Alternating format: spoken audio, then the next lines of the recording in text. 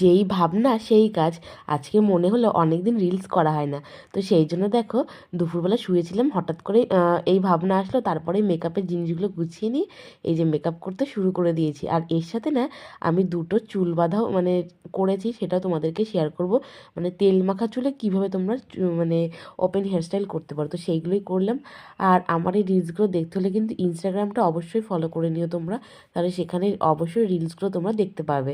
তো দেখো একদম সিম্পল একটা স্টার্টার লুক করেছি, যেহেতু দিনের বেলা মানে দুপুরের টাইমে মেকআপ, আর যেহেতু কোথাও সেরকম যাবো না, তো একদম সিম্পল একটা মেকআপ লুক করেছি। তোমাদের কেমন লেগেছে অবশ্যই আমাকে কমেন্টে জানিও।